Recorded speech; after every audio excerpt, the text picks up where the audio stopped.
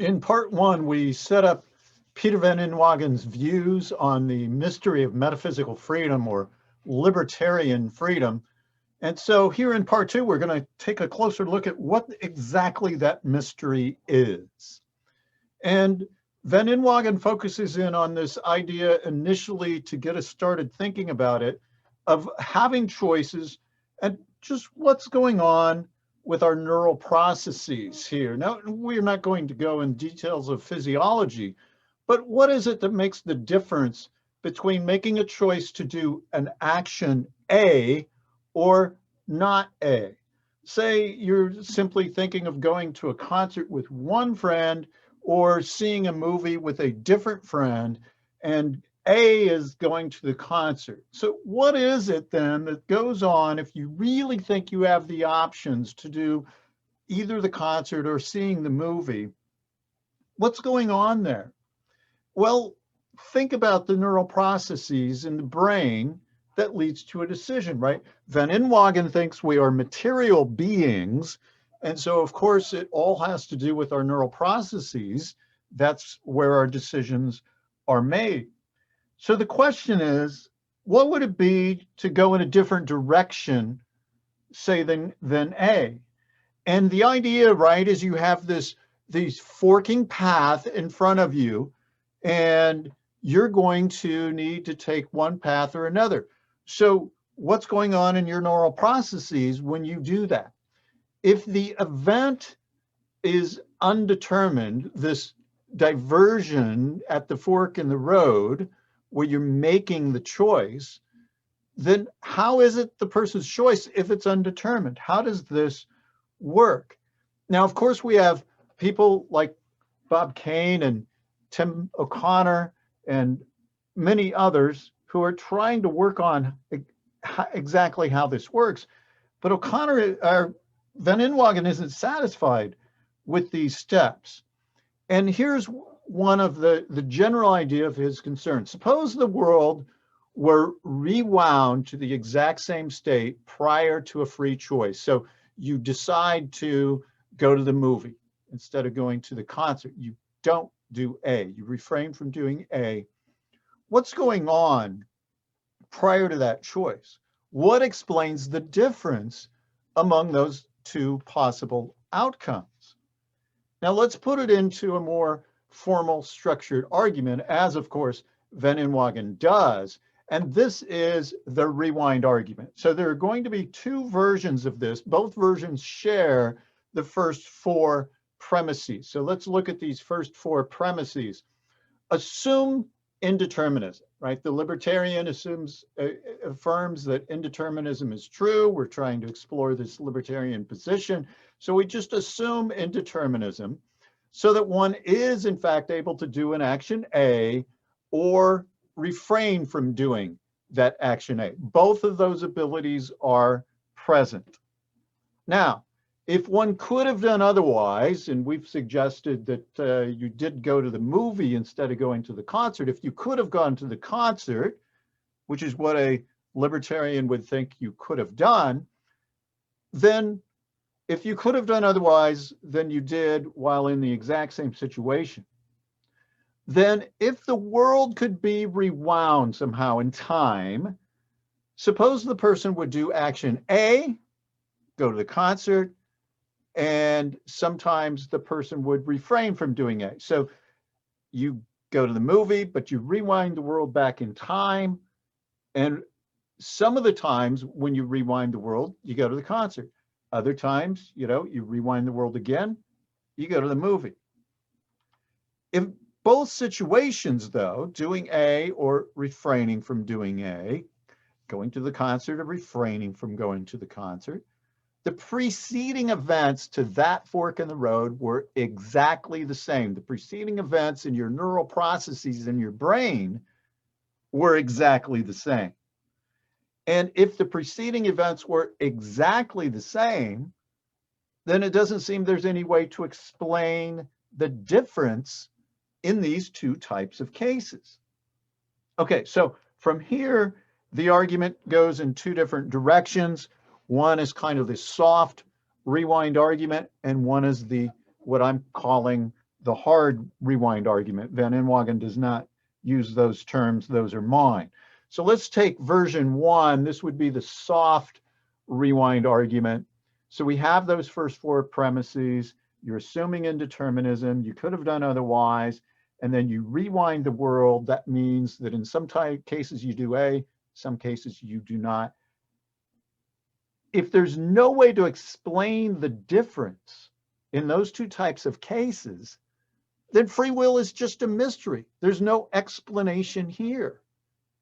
And so that's our conclusion. Free will is a mystery, right? That's the mystery of free will that Van Inwagen talks about. So that's what I'm calling the soft rewind argument. Now, you could take this rewind argument in a slightly different direction. So version 2, or what I'm calling the hard rewind argument, we have the same first 4 premises, right? You're rewinding the world. You're assuming indeterminism. You could do A. You could refrain from doing A. So those are all the same. But in 5, we say, if there's no way to explain the difference in the 2 types of cases, then there is none, right? There is no difference. We can only say it's due to a random occurrence. That's the only option left in the explanation. And if the difference between doing action A and refraining from doing action A was due to a random occurrence, well, then the action taken, whether it was A or not A, was not free, right? Random occurrences are not free will. If you're walking under a tree and an apple happens to land on your head, that wasn't an action of free will. Not on the apple's part, of course, but not on your part either. It's just something that happened. So if indeterminism is true, then we are not free. So this is a strong, right? This is why I'm calling this the hard rewind argument. It concludes explicitly, we're not free. And so this is the position of hard incompatibilism. And so Dirk Pereboom, Richard Double, some other people take this view of hard incompatibilism. And the conclusion here, it appears that free will is impossible. Not only do we lack it here, it's not possible in any possible world because it's incompatible with determinism and it's incompatible with indeterminism. That's hard incompatibilism. Okay, so back to Van Inwagen's line of thought here. Again, we'll just consider now the softer rewind argument where the conclusion is free will is a mystery. Now, Van Inwagen's a libertarian. So what do we do with this? Well, he offers this argument from deliberation. Now, we all deliberate at times over a choice we have to make. Maybe you deliberated over whether or not to continue this video to this point. You may have other things to do. But you want to know more about Van Inwagen's view on free will. So keep it up. Let's keep it rolling. Okay. So we all make bigger decisions than that, right? What kind of career to have, who to spend our life with, these kinds of decisions, whether to do something heroic or cowardly, right? We kind of face these kinds of decisions as well, at least on a small scale, we do routinely. Now, in the process of deliberation, we believe that we have alternatives. That is, we believe it's possible to do A, and it's possible to do other than A. In the example with the concert or the movie, we believe that these are possibilities that are genuinely before us. And believing in the possibility of doing A and the possibility of doing other than A implies our commitment to metaphysical freedom. That's what metaphysical freedom is about, these genuine options. This is what's lacking in a compatibilist account of freedom, right? This is what libertarians say is important, to have these genuine options, this ability to do A and other than A. And Van Inwagen says, when you think about deliberation, we believe this. So we're all committed to metaphysical freedom. We do believe that we are free in this way that has this capacity to do A and refrain from doing A. But consistency, that is, not holding contradictory beliefs, is a primary goal of philosophy. So what do you do with this? What do you do with this fact that you believe, well, maybe I shouldn't speak for you, but that generally speaking, one believes in alternatives when you are facing a decision? It seems like we have a trilemma. Either determinism or indeterminism is true. So that's just by definition, right? Determinism, for any given state of the world, there's only one physically possible future. Indeterminism is simply the denial of that there could be more than one possible future. So one of those has to be true by definition. And if determinism is true, then Inwagen argues then we're not free. And he provides the consequence argument for that, and I explain that in a separate video. If indeterminism is true, then we're not free. That seems to be the conclusion, at least of the hard rewind argument now. So that seems to be problematic. Then we throw in this fact that we actually believe that we are free. And Van Inwagen says this is true of everyone. He doesn't make any exceptions, even for the hard incompatibilists. He says, no, when you're facing a decision, you believe that you are free. Now, this can come from the argument of deliberation that we just considered. So we have this mystery for rejecting freedom, right? If you reject freedom, if you say that there are no alternatives, Van Inwagen says, look, this is literally unbelievable. Our belief that we have alternatives is not something we can give up. It's one thing to state it in a philosophy class or while pondering it while sitting back in a chair that we don't have free will, but not when one's faced with what is perceived, at least, as an alternative. It's just not possible to give this a belief up. Now let's take a look at a locked room. Now, this is not the example from John Locke, who was making an illustration about freedom. We're not covering that. That's a different story. Maybe I'll cover that in a different video, but in any case, this is not John Locke's example. So this is a different example. Suppose you're in a locked room with two doors, all right?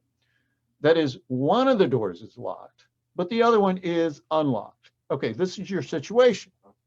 You don't know which door is unlocked. Now, can you decide, which includes deliberation, can you decide which one from which you exit?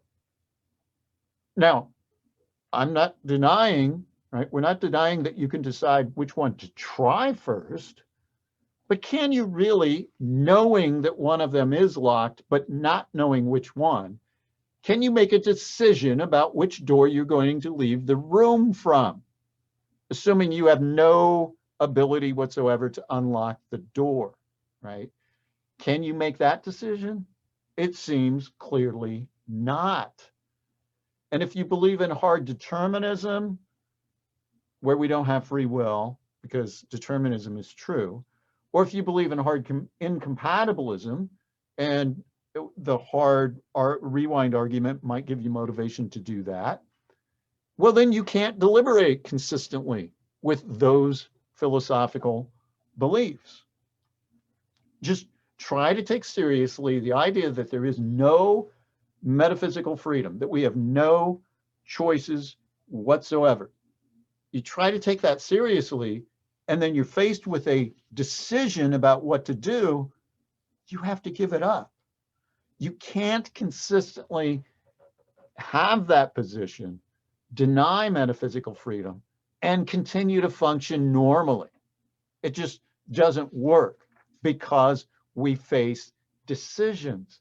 We believe that we can do one option, option A, and we believe we can refrain from doing that. Okay, let's sum this up. What Van Inwagen has now is the view that everyone in the free will debate has a mystery. So you have to choose which mystery is more palatable.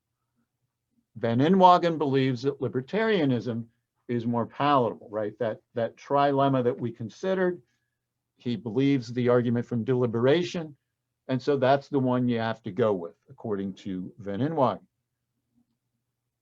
Now, he goes on and writes about a little bit, maybe this is less philosophical as it is psychological analysis of what's going on in the philosophical debate.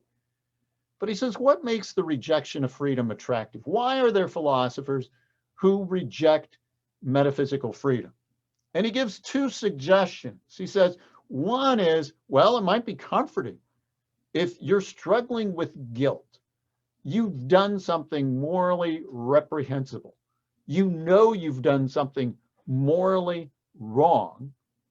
If you can believe that you couldn't have done anything but what you did because of the nature of the world, then that might be comforting. You just say to yourself, I shouldn't feel guilty. That's the way things had to go. And so that kind of makes that view attractive. Now, here's another kind of well, it's not self-analysis, analysis of other philosophers on why they take this view. Van Inwagen says, well, it's a matter of pride, right? It's kind of self-satisfying to think one is an enlightened person.